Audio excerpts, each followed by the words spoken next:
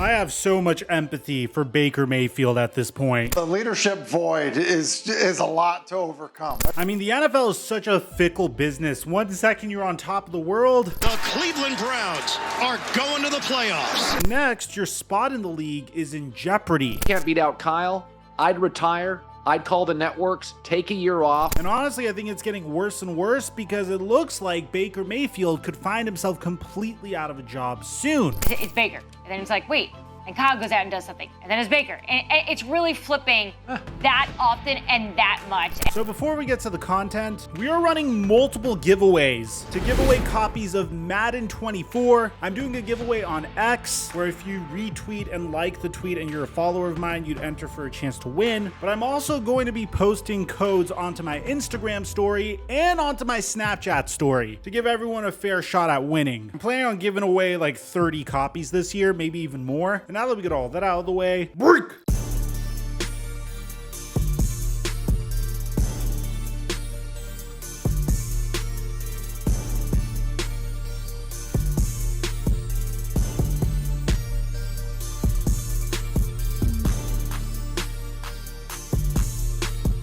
Ladies and gentlemen, the NFL is finally back. That's impossible. But I'm gonna admit, the preseason is boring as shit.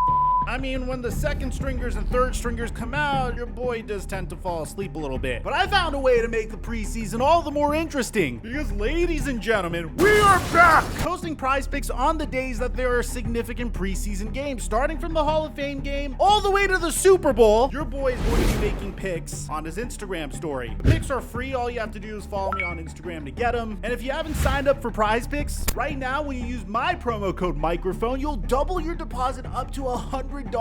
And thank you, Prize Picks, for the sponsorship. Mike check 1212. What's going on, everybody? I don't think we've ever seen a bigger roller coaster of a career than the one of Baker Mayfield. I mean, there's a reason why there's a Baker Mayfield cycle meme. Because 1 second he is an underdog, he's severely underrated, and he has to overcome an insurmountable obstacle. And then he does it, and then he gets lackadaisical. And this has been the story of his entire career. I mean, going all the way back to Texas Tech, and then transferring to Oklahoma. But not before we got this gem of the moment.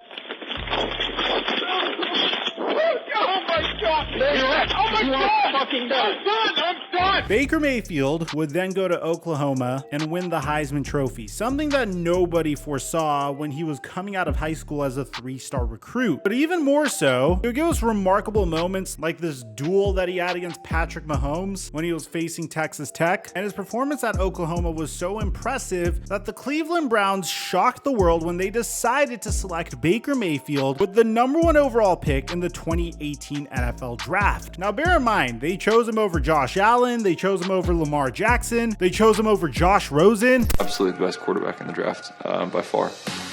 I want to go to the team that wants me the most. I want to win Super Bowls, and I want to have the most. So I'm coming for Tom Brady's record, and I plan on getting picked pretty early.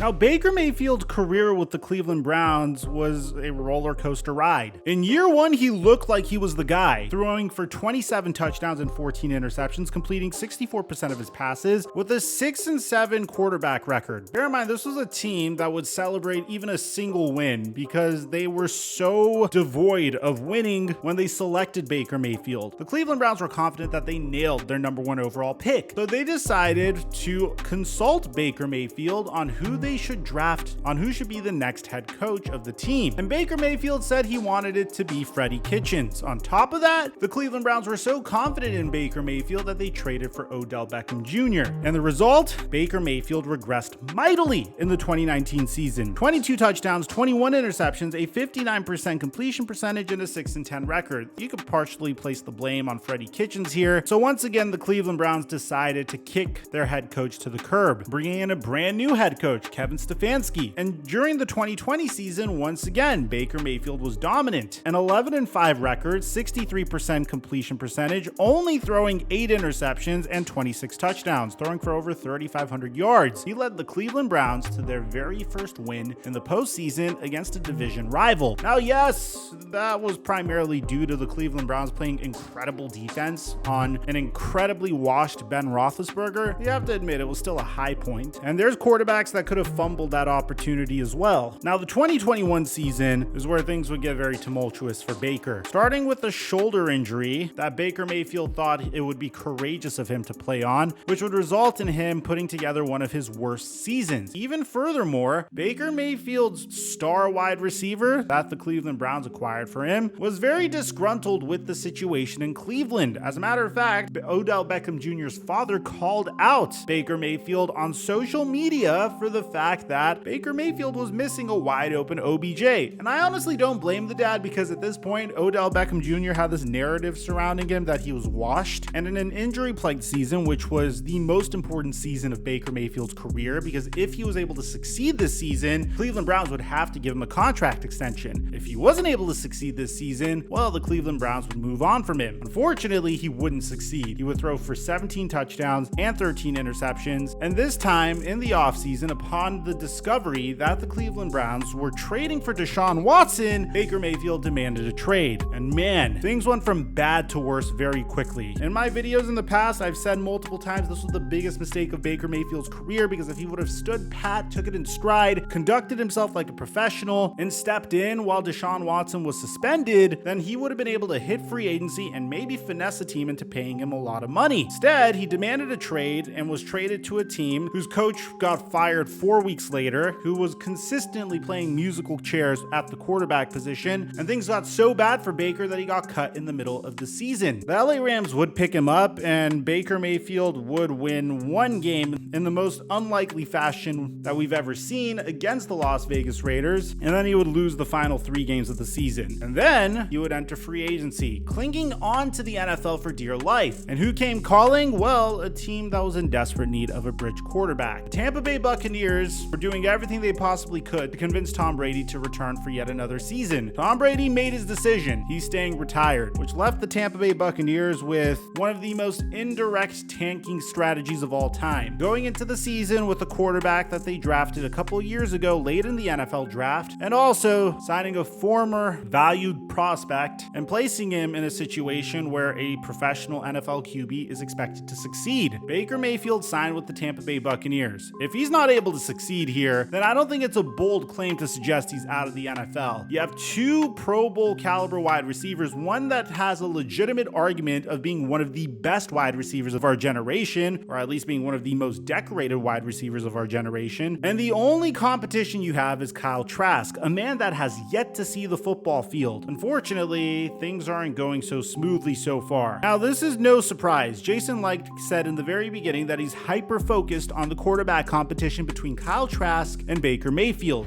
One thing I'm looking forward to is, this is really the first time since I've been here, I'm going on year 10 of a true quarterback competition.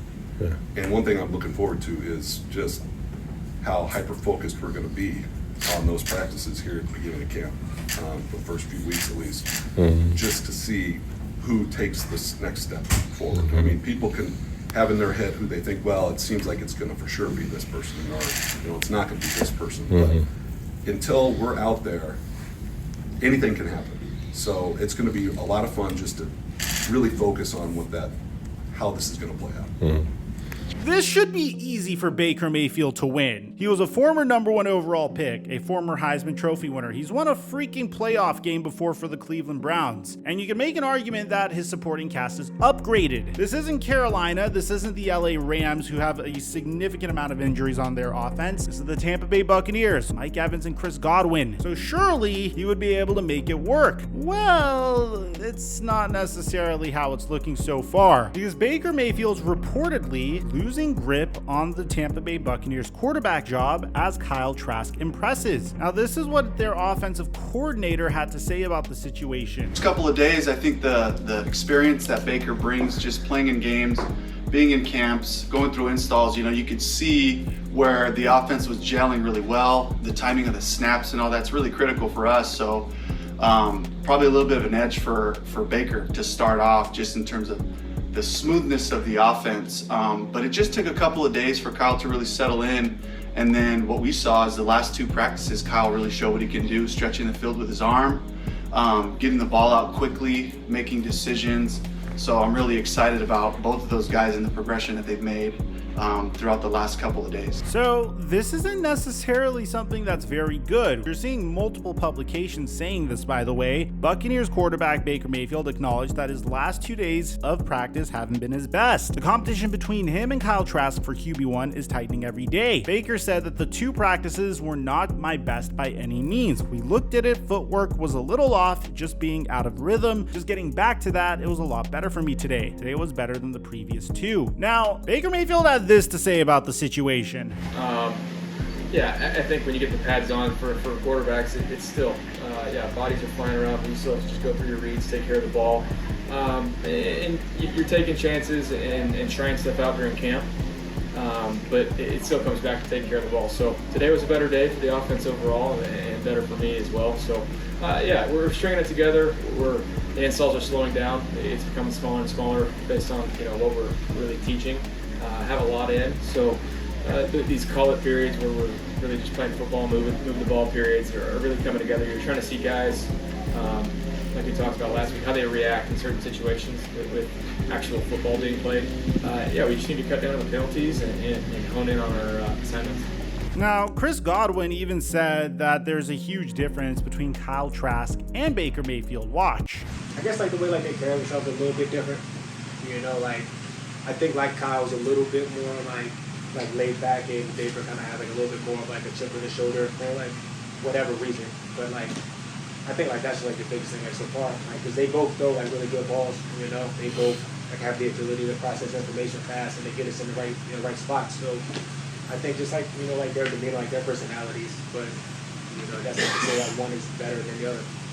Now, I don't want to automatically say this is doom and gloom for Baker Mayfield, because what I think is most likely to happen is the Tampa Bay Buccaneers will let Baker Mayfield start, and then if he's performing horribly, then they'll put in Kyle Trask. But regardless, I don't think I've seen a quarterback succeed in this type of situation. I mean, each and every time there's a bridge type of QB that comes in, they end up losing their job a few weeks into the regular season. And at this point, I'm assuming that the Tampa Bay Buccaneers are really curious in what they have in Kyle Trask. Now, that's not to say that Baker Mayfield can't succeed, but you have to think of it this way. You could make an excuse for each and every situation that Baker Mayfield hasn't been successful in. The Cleveland Browns, he had a shoulder injury, and that caused him to take a huge step back. With the Carolina Panthers, he was traded to the team in mid to late July, and he didn't have enough time to learn the playbook. And also, the head coach ended up getting fired. There was no stability there at all whatsoever. The LA Rams, you could kind of say the same thing, and also he was playing with bench players at that point. But now when you're on the Tampa Bay Buccaneers, a team that has a very solid offensive line, a team that has a very solid stable of wide receivers, a team that has a very solid defense as well, if you're not able to make it work with this team, you can't really place the blame on anyone but yourself. At the end of the day, if Baker Mayfield's career ends, it's still a hell of a career. I mean, there's not that many people that could say they made it to the NFL as a #1 overall pick in the draft, win the Heisman, and lead a failing franchise to their very first playoff win. But the sad thing is that this could have been a significantly better career for Baker. Instead of signing a 1-year contract in 2023, he could have really finessed another team into paying him potentially more if he just stayed in Cleveland and wasn't so emotional with his decision. And I'll always stand by that. And that's based upon the assumption that his shoulder injury was actually what was holding him back. There was already familiarity with that offense, and there were upgrades made to that offense last year as well. For example, the Browns went out and got Amari Cooper, for instance. At the end of the day, let me know in the comment section down below, is this the end of Baker Mayfield? Is his career in danger? I'd like to hear what you have to say. Aside from that, I'm your boy Mike,